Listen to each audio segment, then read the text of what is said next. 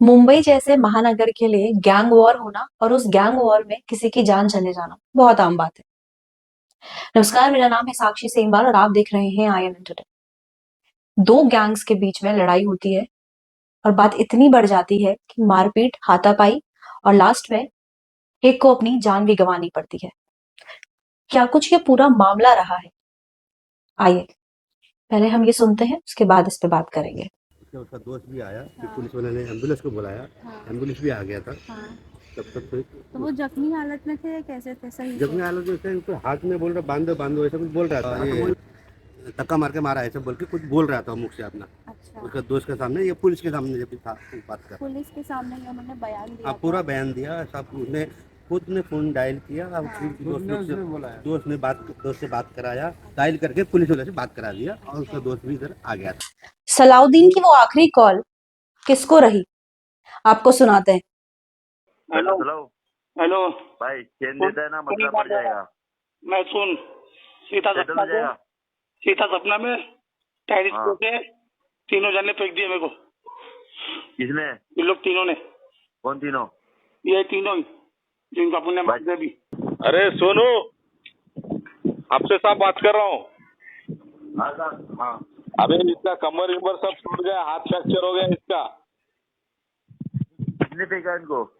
वो कौन, तुम किसके साथ झगड़ा हो गया तो वो लोगों ने फेंका बोलता है। तो उसको लेके आ रहे, उसके पास चेन है क्या? कौन सी चैन? और वो चेन मिलती है ना तो सेटल हो जाएगा मामला। पूनम नगर में देर रात एक छोटी सी बात पे लड़ाई होती है दो गुटों के बीच में, जिसमें सोनू मेंटल का ग्रुप होता है और एक नरसिम्हा गैंग होता है। दोनों के बीच में बात इतनी बढ़ जाती है कि हाथापाई, मारपीट तक बात चली जाती है। ऐसे में सोनू मेंटल जो है वो अपने एरिया में आते हैं, वहां से तलवारों के साथ भागते हैं और नरसिम्हा गैंग जो है, दूसरा जिस गैंग से उन लोगों की लड़ाई हुई थी, वहां पे जाके तलवार लोगों की लड़ाई होती है। ये पूरा जो है देर रात का सीन है। इतने में पुलिस को एक कंप्लेन जाती है और पुलिस देर रात जाके सोनू मेंटल को अरेस्ट कर लेती है। पेशनवाज असर खान उर्फ सोनू मेंटल, इसी गैंग का एक साथी सलाउद्दीन खान अपनी जान बचाते हुए भागते हुए सीधा पहुंचा गोविंद नगर। रात के बज रहे थे करीबन 3:40। ये वो वक्त था जिस टाइम पे वो वहां से भागे और उन्होंने वहां पे जो लोग उस टाइम पे मौजूद थे उनको बोला कि उन्हें किसी 3 लोगों से जान का खतरा है, उनको बचाया जाए। ऐसा बोला उन्होंने और सीधा वो बिल्डिंग के जो टेरेस है वहां पे चले गए। और कुछ क्या बातें उन्होंने वहां पे उस टाइम पे कही, वो किस हालत में वहां पे पहुंचे थे, आइए सुनते हैं। सर, जो घटना हुई है इसके बारे में आपसे जानकारी चाहिए थी कि क्या कुछ हुआ कल रात से, कितने बजे वो आए, क्या पूरी सीन रहा, उन्होंने कैसे, मतलब पुलिस आई है, क्या चीज हुई है, पूरी जो घटना है वो मैं आप। वो चलने की हालत में नहीं था, उसका बैक से लेके लेग तक का पैरों का पूरा एरिया पैरालाइज जैसा हो गया था। वो खड़ा नहीं हो पा रहा था, उसका एक हाथ फ्रैक्चर हो गया था और वो चिल्ला रहा था कि मुझे बचाओ, यहाँ से लेके चलो। हम उसको जानते नहीं थे और वो साइज में काफ़ी हट्टा कट्टा था, तो हम लोग उसके आसपास जाने को भी थोड़ा टेंशन था क्योंकि उसका हथियार हो सकता है या क्या हो सकता है। इसके लिए हम लोगों ने आगे कोई गया नहीं उसके हाथ। उन्होंने 100 पे कॉल किया, कंप्लेंट रजिस्टर किया और अराउंड 5 o'clock या 4:50 के आसपास एक पुलिस वाला है हफ्से सर, और उन्होंने फिर उसको देखा, एम्बुलेंस बुलाया। एम्बुलेंस आते आते अराउंड 5:30 5:40 हो गया था। उसके बाद जाके उन्होंने हॉस्पिटल में, मतलब एम्बुलेंस में हमें उसे डाला, लेकिन जाते जाते वो शायद से पास आउट हो गया था हॉस्पिटल। वहाँ पे वो पोस्टमार्टम स्टार्ट करवा के मैं आई यहाँ पे अधिकारी सुपे जी से मिलने। सुपे सर से जब मैंने पहले पूछा तो सुपे सर ने कहा कि इन्वेस्टिगेशंस चालू है, लेकिन उन्होंने ये बताया कि वो गिर के वहाँ से मरे हैं।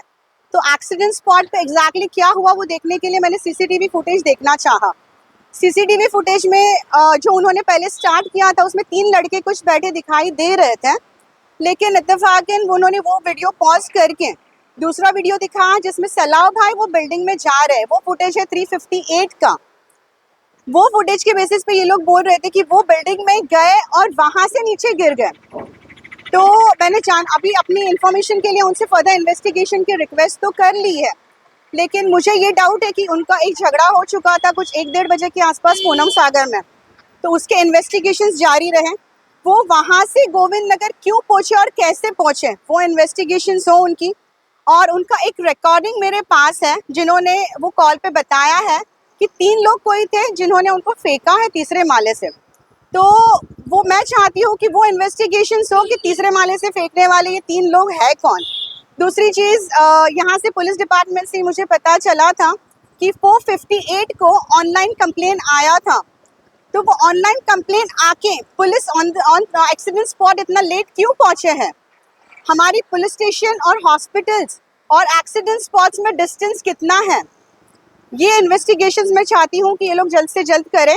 और टाइम आने पर वो जो रिकॉर्डिंग है वो मैं एविडेंस के तौर पे देने के लिए तैयार हूँ। नहीं, कुछ ऐसा हो गया था, कुछ यहाँ की जो बड़ी बड़ी हस्ती भी है उन्होंने ऐसा कहा था कि क्रिमिनल है, मरा तो क्या हुआ, लेकिन क्रिमिनल एक इंसान ही था, उसकी भी फैमिली है, क्या उनको जस्टिस मिलना ज़रूरी नहीं है? उनको भी तो जस्टिस मिलना चाहिए। और अगर क्रिमिनल था तो पुलिस ने उनको खुला क्यों छोड़ा है? उन पे भी इन्वेस्टिगेशंस करो, उनको सजा तो जो है, ऐसे तो क्रिमिनल अगर आप छोड़ के रखोगे तो हम अपने एरिया में कितने सेफ हैं। इसी पूरे मामले में जब हमने पुलिस प्रशासन से बात की तो उनका कहना और इन बयानों का बहुत अलग रहा, क्योंकि हमने जो सुना वो ये सुना कि उन्होंने से पुलिस वालों से बात की और उन्हें बताया कि क्या कुछ पूरी जो आप बीती रही है उनकी, ये जो पूरी बातचीत है वो उनकी पुलिस से हुई है। लेकिन जो पुलिस का जब बात करी जाए तो उन्होंने कुछ अलग बयान दिया, सुनिए। कल रात 1 बजे सोनू मिंटल और उसके 2 साथीदार, इनके साथ में वो पूनम सागर में विपिन सिंह के साथ और उनके दोस्त के साथ झगड़ा हो गया। फिर बाद में 1:15 बजे सोनू मिंटल और उसके 2 साथीदार को लेके आया, फिर वापस तलवार लेके और स्टिक लेके गए। उन्होंने विपिन सिंह और उन दोस्तों को मारा है, हाथ पे जान से मारने की कोशिश की। फिर पुलिस को पता चला कंट्रोल रूम से, पुलिस तत्काल वहाँ पे गई, सोनू मिंटल को अरेस्ट किया है, 307 का गुना दाखिल किया है।